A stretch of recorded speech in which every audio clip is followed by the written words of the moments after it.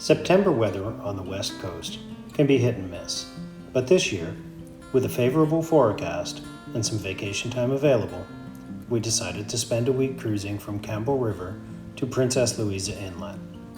What follows is a chronicle of our cruise.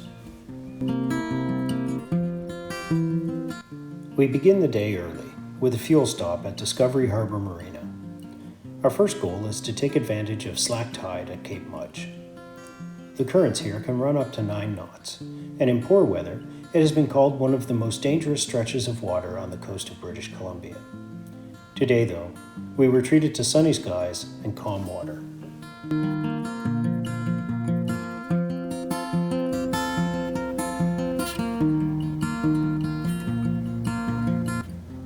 After rounding Cape Mudge, we turn eastward toward the mainland of British Columbia, passing the southern tip of Quadra Island and beginning a crossing of the Soutal Channel. Today's crossing brings us along the southern shore of Mittlenatch Island, which you see here in the distance.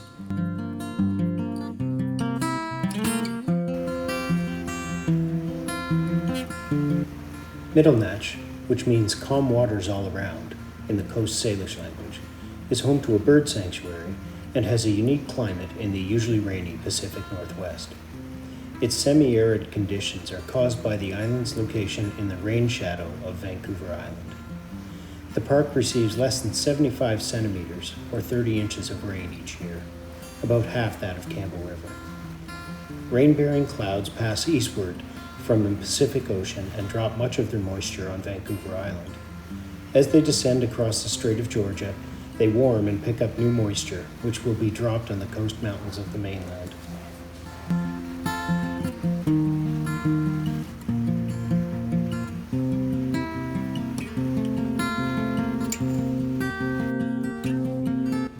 We then pass between Savary and Harwood Islands, where we have our first whale encounter of the trip. This lone humpback surfaced quite near us to give us a brief show before heading off in directions unknown.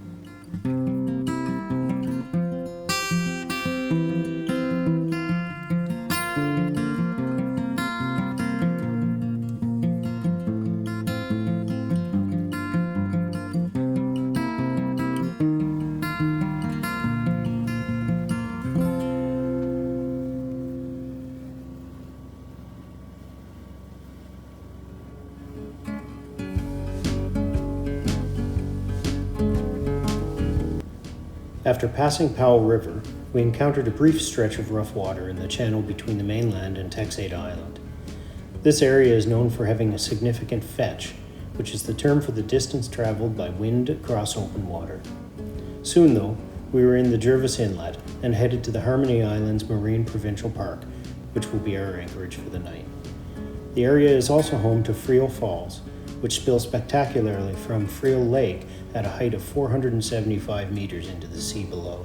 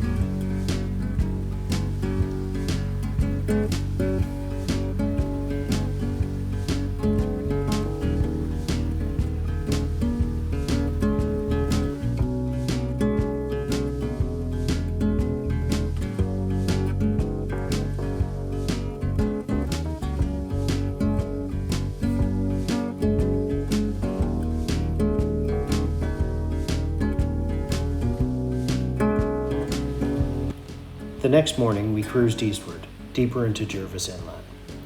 Here, we begin to get a glimpse of the scenery that awaits us at Princess Louisa Inlet. Early in the day, we are again treated to a great display as a group of orcas surfaced in the distance.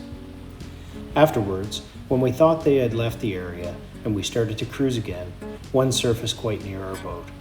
It passed so close to my open window that I felt as though I could have reached out and touched its dorsal fin.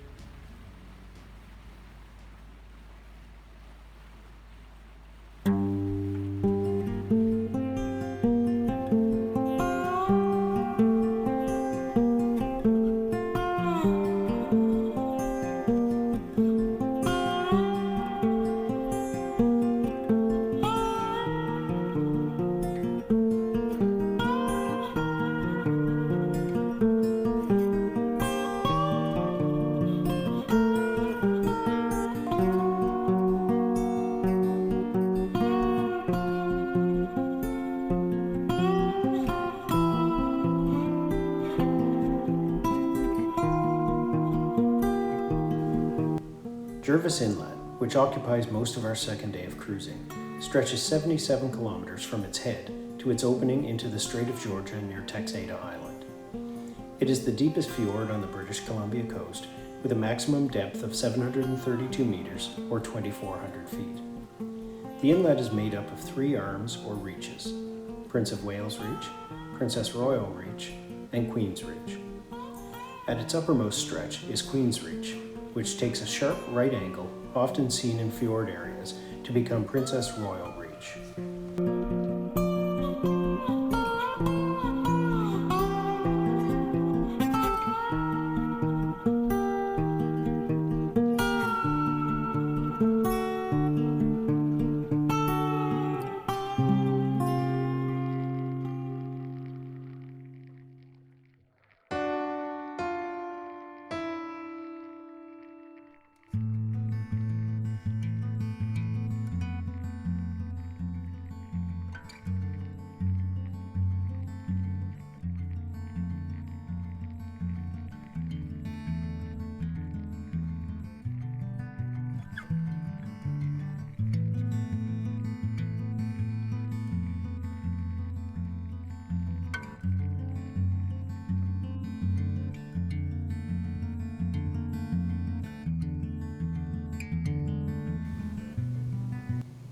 Midway through the Queen's Reach, we come to Malibu Rapids, home to the Malibu Club and the entrance to Princess Louisa Inlet. The rapids experience whirlpools and currents up to 9 knots and require careful navigation as a result of the narrow, twisting passage. Here, we wait for slack tide before transitioning through to Princess Louisa Inlet.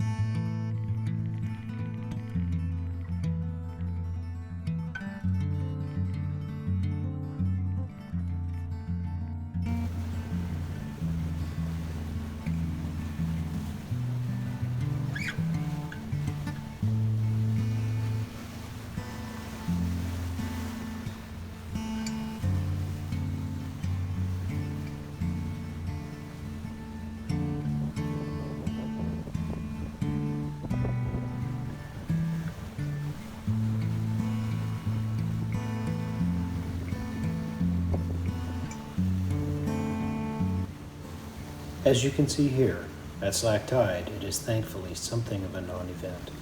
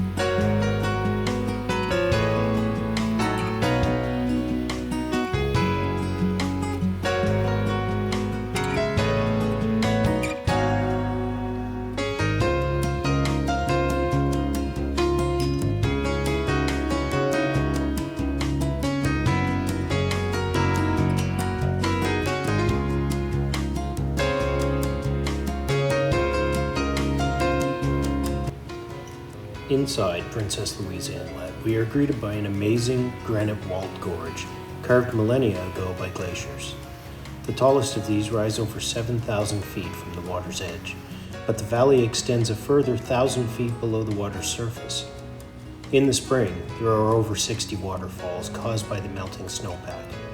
By September, there are far fewer, but all, including the best-known Chatterbox Falls, are beautiful.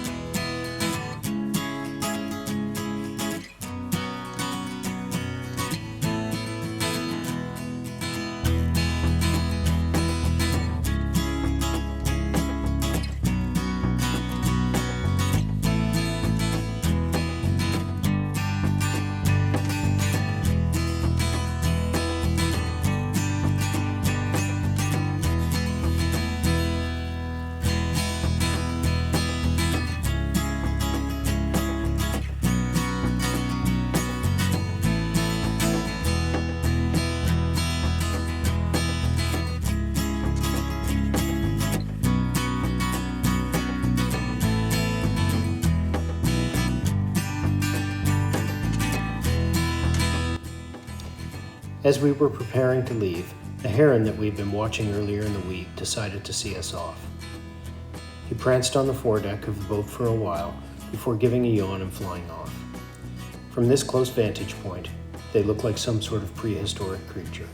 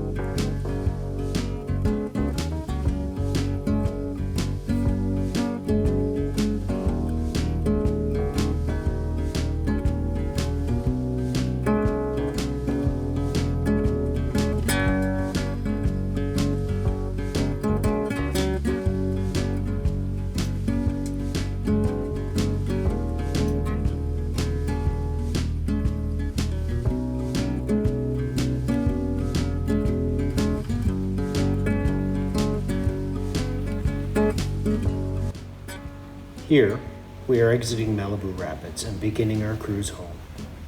Again, the rapids prove to be easily navigable so long as one pays attention to the tidal charts.